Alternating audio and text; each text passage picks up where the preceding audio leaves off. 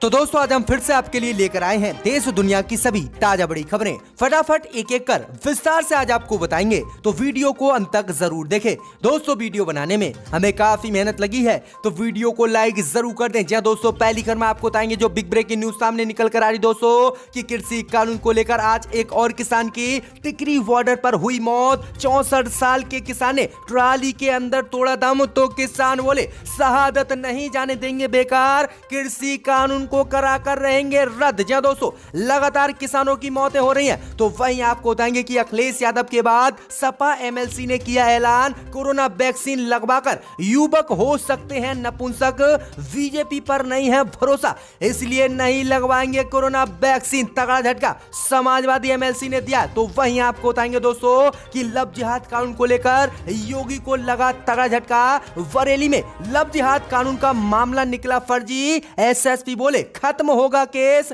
मुस्लिम युवक को गलत तरीके से फंसा गया। तो वहीं आपको बताएंगे कि योगी मोदी की बड़ी मुश्किलें, प्रधानमंत्री मोदी को फोन पर जान से मारने की मिली धमकी, योगी सहित सभी नेताओं के उड़ गए हैं होश। तो वहीं आपको बताएंगे कि पश्चिम बंगाल में मोदी अमित शाह को लगा झटका, भाजपा ने कराया सर्वे, बुरी तरह से हार रही है पश्चिम बंगाल में भाजपा, ममता बनर्जी बन रही है अगली मुख्यमंत्री। जी दोस्तों, बड़ी अपडेट आ रही है। तो वहीं आपको बताएंगे कि कोरोना वैक्सीन को लेकर भाजपा सांसद ने अपनी ही सरकार पर बोला हमला, कहा बेहतर ट्रायल के बावजूद देसी वैक्सीन से पहले विदेशी वैक्सीन को दी गई मंजूरी। प्रधानमंत्री मोदी आत्मनिर्भर भारत के नाम पर देश को कर रहे हैं गुमराह, तो अपनी ही सरकार पर हमला बोल दिया। तो वहीं आपको बताएंगे कि समाजवादी पार्टी के बाद कांग्रेस ने किया ऐलान, नहीं लगवाएंगे कोरोना वैक्सीन का टीका, टीके का विपक्ष के खिलाफ भाजपा कर सकती है गलत इस्तेमाल। तो वहीं आपको बताएंगे कि बिहार में टूटेगा नीतीश और भाजपा का गठबंधन। भाजपा सांसद ने शराबबंदी को लेकर नीतीश कुमार के खिलाफ बिहार में खोला मोर्चा, कहा नीतीश कुमार ने मुख्यमंत्री पद से इस्तीफा, इनसे नहीं संभल रहा प्रदेश। तो दोस्तों गिरने वाली है बिहार में नीतीश सरकार। तो सभी खबरों को एक एक कर बताएंगे दोस्तों, वीडियो को लाइक कर दें। इसी बीच बढ़ते दोस्तों पहली खबर की ओर जो बिग ब्रेकिंग न्यूज सामने निकल कर आई दोस्तों कि कृषि कानून को लेकर बारिश और ठंड के बीच आज टिकरी बॉर्डर पर एक और किसान की मौत। किसान बोले शहादत नहीं जाएगी बेकार, कृषि कानून को कराएंगे रद्द। जी दोस्तों, आपको बता दें ये बड़ी खबर सामने निकल कर आई दोस्तों कि केंद्र सरकार द्वारा लाए गए नए तीनों कृषि कानून के खिलाफ किसानों का आंदोलन जारी है। किसानों के आंदोलन को आज 39 दिन हो गए और लगातार कृषि कानून के विरोध में किसान आंदोलन कर रहे हैं। इसी बीच खबर सामने निकल कर आ रही दोस्तों कि बारिश और ठंड के बीच आज टिकरी बॉर्डर पर एक 64 साल के किसान की मौत हो गई है। किसान का नाम राजकुमार था, जो हरियाणा के वाना गांव के रहने वाला था। बहादुरगढ़ पुलिस ने बताया है कि किसान अपनी ट्राली के अंदर बेहोशी की हालत में मिला, जिसके बाद उसे पास के जिला अस्पताल में ले जाया गया, जहां पर उसे मृत घोषित कर दिया गया है। वहीं आपको बता दें कि पिछले 39 दिनों में लगभग 42 से अधिक किसानों की मौत हो चुकी है। कल भी एक किसान ने खुद आत्महत्या सिंधु बॉर्डर पर की थी और प्रधानमंत्री मोदी पर इस हत्या का आरोप लगाया था। तो ये बड़ी अपडेट आ रही कि आज फिर से एक किसान की टिकरी बॉर्डर पर मौत हो गई है, जो हरियाणा का रहने वाला है। वहीं किसानों ने ऐलान किया है कि इन किसानों की मौत की शहादत का बदला लिया जाएगा और बिना कृषि कानून को वापस लिए वह अपने घर नहीं जाएंगे। तो ये बड़ी अपडेट आ रही कि लगातार किसानों की मौत कृषि कानून का विरोध कर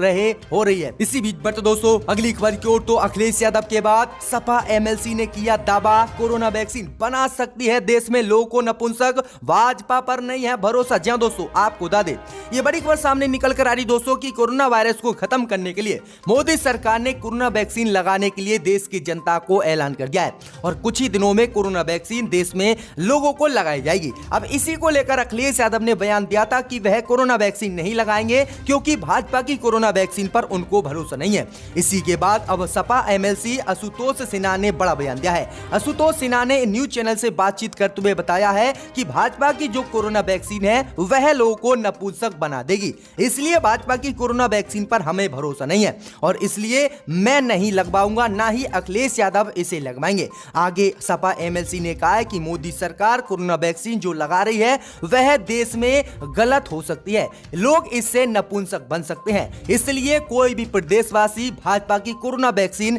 नहीं लगवाए। तो ये बड़ी अपडेट आ रही कि अब समाजवादी पार्टी के एमएलसी ने कोरोना वैक्सीन को बड़ा आरोप लगाते हुए नपुंसक बना देने की दवा बताया है। तो ये बड़ी अपडेट आ रही है, भाजपा की मुश्किलें कोरोना वैक्सीन को लेकर बढ़ गई हैं। इसी बीच बढ़ते दोस्तों अगली खबर की ओर, तो लव जिहाद कानून को लेकर योगी को लगा तगड़ा झटका। बरेली में लव जिहाद कानून के खिलाफ कार्रवाई निकली फर्जी, एसएसपी बोले खत्म होगा केस, गलत तरीके से मुस्लिम युवक को फंसाया। जी दोस्तों, आपको बता दें कि हाल ही में उत्तर प्रदेश की योगी सरकार ने लव जिहाद कानून लागू किया। लव जिहाद कानून लागू होने के बाद बरेली में धर्मांतरण और छेड़छाड़ का मामला आया, जिसके बाद पुलिस ने मुस्लिम युवक पर केस दर्ज किया और उसे जेल में डाला। वहीं आपको बता दें कि बरेली में इस मामले की जांच को लेकर सवाल खड़े हो गए। वहीं आपको बता दें कि बरेली में लव जिहाद कानून के तहत हुई गिरफ्तारी मामले में अब पुलिस ने जांच की, जिसके बाद धर्मांतरण और छेड़छाड़ का मामला फर्जी निकला है, जिसके बाद उत्तर प्रदेश पुलिस ने केस खत्म करने का ऐलान कर दिया है और कहा है कि आरोपी को गलत तरीके से फंसाया गया, लेकिन जो लव जिहाद के आरोप मुस्लिम युवक पर लगाए गए थे वह सब फर्जी निकले और लड़की खुद ब खुद धर्म परिवर्तन और छेड़छाड़ के मामले को लेकर सामने आई और उसने इस मामले को फर्जी बताया है। दरअसल आपको बता दें कि बरेली के फरीदपुर थाना क्षेत्र के अंतर्गत छात्रा का रास्ता रोककर छेड़छाड़ और धर्मांतरण का दबाव बनाने का मामला ये फर्जी निकला है। पुलिस ने जांच में आरोपी की लोकेशन वारदात स्थल पर नहीं मिली। इसके अलावा जांच में आया है कि आरोपी युवक छात्रा का प्रेमी है, जो उसकी शादी के बाद उसके ससुराल में मिलने पहुंच गया था।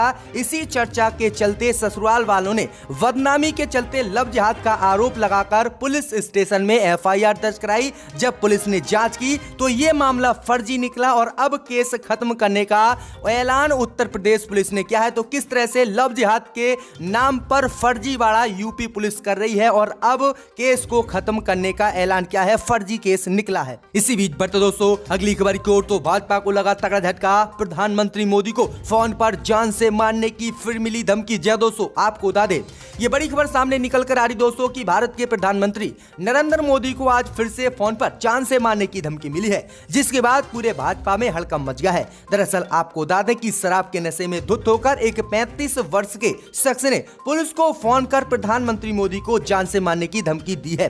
हालांकि पुलिस को जैसे ही ये धमकी मिली, तत्काल पुलिस की टीम हरकत में आ गई और अनंत में धमकी देने वाले शख्स की तलाश शुरू कर दिया है। हालांकि पुलिस की टीम को ज्यादा मेहनत नहीं करनी पड़ी और कुछ ही देर में पुलिस ने उस व्यक्ति को ट्रेस कर लिया जिसने प्रधानमंत्री मोदी को जान से मारने की धमकी दी। हालांकि जब पुलिस ने उसे पकड़ा तो वह पूरी तरह से नशे में धुत मिला, वह कुछ खास बोलने की हालत में नहीं था, जिसे देखते हुए पुलिस उसे मेडिकल के लिए अस्पताल ले गई और उसके परिजनों से पूछताछ की है। वहीं आपको बता दें कि घटना को अंजाम देने वाला व्यक्ति पीटू सिंह निकला है, जो पेशे से कारपेंटर का काम करता है। तो ये बड़ी अपडेट आ रही है कि प्रधानमंत्री मोदी को जान से मारने की धमकी देने वाला शख्स गिरफ्तार हो गया है। इसी बीच बढ़ते दोस्तों अगली खबर की ओर, तो पश्चिम बंगाल में मोदी अमित शाह को लगा तगड़ा झटका। अपने ही सर्वे में बुरी तरह से हार रही है पश्चिम बंगाल में भाजपा। जी दोस्तों, आपको बता दें कि पश्चिम बंगाल में होने वाले विधानसभा चुनाव को लेकर पश्चिम बंगाल में भाजपा ने आज अपना आंतरिक सर्वे कराया है। इस सर्वे में भाजपा बुरी तरह से हार रही है। अब इसी को लेकर भाजपा में खलबली भी पश्चिम बंगाल को लेकर मच गई है। भाई आपको बता दें कि पश्चिम बंगाल विधानसभा चुनाव में भाजपा ने 200 से अधिक सीटों पर जीत का लक्ष्य निर्धारित किया था और भाजपा दावा कर रही है कि वह पश्चिम बंगाल में 200 सीटें जीतेगी। इस बीच पश्चिम बंगाल में भाजपा ने अपनी पार्टी का आंतरिक सर्वेक्षण कराया है, जिसमें भाजपा बुरी तरह से हार रही है। वहीं आपको बता दें कि आंतरिक सर्वे में भाजपा को 99 सीटें मिल रही हैं और 100 का आंकड़ा भी भाजपा पश्चिम बंगाल में पार नहीं कर पा रही है। जबकि आपको बता दें कि पश्चिम बंगाल में सत्ता पर काबिज होने के लिए 148 सीटें पार्टी को चाहिए। वहीं आपको बता दें कि आंतरिक सर्वेक्षण में भाजपा बुरी तरह से हार रही है और इसी को लेकर अब 9 जनवरी और 30 जनवरी को नड्डा और अमित शाह पश्चिम बंगाल के दौरे पर जाएंगे। तो बुरी तरह से पश्चिम बंगाल में अपने ही सर्वेक्षण में भाजपा हार रही है और ममता बनर्जी फिर से पश्चिम बंगाल में सरकार बनाती हुई दिख रही है। इसी बीच बढ़ते दोस्तों अगली खबर की ओर तो भाजपा सांसद सुब्रमण्यम स्वामी ने अपनी ही सरकार पर कोरोना वैक्सीन को लेकर उठाए सवाल। कहा पीएमओ में है भ्रष्ट अफसर, मोदी को करना चाहिए इन्हें बाहर। जी दोस्तों, आपको बता दें कि कोरोना का प्रकोप भारत में अभी थमा नहीं है। इसी बीच देश में सीरम इंस्टीट्यूट ऑफ इंडिया द्वारा तैयार की जा रही कोविशील्ड वैक्सीन के आपातकाल इस्तेमाल को मंजूरी दे दी गई है। इस पर भारतीय जनता पार्टी के वरिष्ठ नेता और राज्यसभा सांसद सुब्रमण्यम स्वामी ने सवाल उठाए हैं। स्वामी ने कहा है कि पीएमओ में भ्रष्ट अफसरों की भरमार है। बेहतर ट्रायल के बावजूद देसी वैक्सीन से पहले विदेशी वैक्सीन को प्रधानमंत्री मोदी ने मंजूरी दी है, जबकि प्रधानमंत्री मोदी आत्मनिर्भर भारत की बात करते हैं, लेकिन ये आत्मनिर्भर भारत है कि विदेशी कोरोना वैक्सीन को प्रधानमंत्री मोदी ने देश में मंजूरी दी, जबकि इसका ट्रायल भी अच्छा नहीं है और लोगों पर टेस्ट अच्छी तरीके से नहीं किया गया है। वहीं आगे उन्होंने कहा है कि देसी कोरोना वैक्सीन जो अच्छी तरह से लोगों पर काम कर रही है, लेकिन प्रधानमंत्री मोदी ने उसको इजाजत नहीं दी और प्रधानमंत्री मोदी आत्मनिर्भर भारत की बात करते हैं। तो यह बड़ा हमला भाजपा सांसद ने प्रधानमंत्री मोदी और अपनी ही सरकार पर कोरोना वैक्सीन को लेकर बोला है। इसी बीच बढ़ते दोस्तों अगली खबर की ओर तो अखिलेश यादव के कोरोना वैक्सीन नहीं लगवाने वाले बयान का कांग्रेस पार्टी ने किया समर्थन। कहा टीके के नाम पर विपक्ष कर सकता है इसका गलत इस्तेमाल, इसलिए विपक्ष के नेता नहीं लगवाएंगे टीका। जय दोस्तों, आपको बता दें कि उत्तर प्रदेश के पूर्व मुख्यमंत्री अखिलेश यादव ने कोरोना वायरस की वैक्सीन का टीका नहीं लगवाने का उत्तर प्रदेश में ऐलान किया था और कहा था कि भाजपा की कोरोना वैक्सीन पर उनको भरोसा नहीं है। अब अखिलेश यादव के इसी बयान का कांग्रेस पार्टी ने समर्थन क्या है। कांग्रेस नेता राशिद अल्वी का कहना है कि अखिलेश यादव के बयान को नजरअंदाज नहीं किया जा सकता। वैक्सीन का विपक्ष के खिलाफ भाजपा इस्तेमाल कर सकती है। वहीं आगे उन्होंने कहा है कि भाजपा के खिलाफ जो समाजवादी पार्टी के पूर्व ने कहा था कि वह वैक्सीन नहीं लगवाएंगे, इसीलिए कांग्रेस पार्टी के नेता भी मोदी सरकार की वैक्सीन नहीं लगवाएंगे। वहीं कांग्रेस नेता ने कहा है कि जिस तरीके से केंद्र सरकार CBI, IB, ED, income tax department का इस्तेमाल विपक्ष के खिलाफ कर रही है, तो वैक्सीन तो एक ऐसी चीज है जिसका आम आदमी के साथ निश्चित तौर से इस्तेमाल नहीं होगा, लेकिन विपक्ष के नेताओं को डर तो लेगा। वहीं आगे उन्होंने कहा क्योंकि सरकार ऐसे हाथों में है जो देश के विपक्ष को जेल में या फिर उनकी राजनीति को खत्म करना देखना चाहती है। तो यह बड़ा बयान दिया है कि कांग्रेस पार्टी के नेता भी अब कोरोना वायरस की वैक्सीन का टीका नहीं लगवाएंगे और भाजपा को यह तगड़ा झटका दिया है। इसी बीच बढ़ते दोस्तों अगली खबर की ओर तो बिहार में गिरेगी नीतीश सरकार। भाजपा सांसद ने नीतीश की शराबबंदी को लेकर सरकार को घेरा। कहा मेरे क्षेत्र में कई जगहों पर बिक रही है शराब। जी दोस्तों, आपको बता दें ये बड़ी खबर सामने निकल कर आई दोस्तों कि बिहार में बीजेपी और जेडीयू के बीच फूट पड़ी हुई है। इसका असर अब सामने दिखने लगा है। भाजपा सांसद ने नीतीश कुमार द्वारा बंदी की गई बिहार में शराबबंदी को लेकर अपनी ही सरकार और नीतीश कुमार पर आज हमला बोला है और कहा है कि मेरे क्षेत्र के कई जगहों पर शराब की खुलेआम बिक्री हो रही है और नीतीश कुमार की शराबबंदी पर सवाल उठाए हैं। वहीं आपको बताने की सांसद ने कहा है कि शराबबंदी कानून सिर्फ पुलिस की अवैध कमाई का एक जरिया है।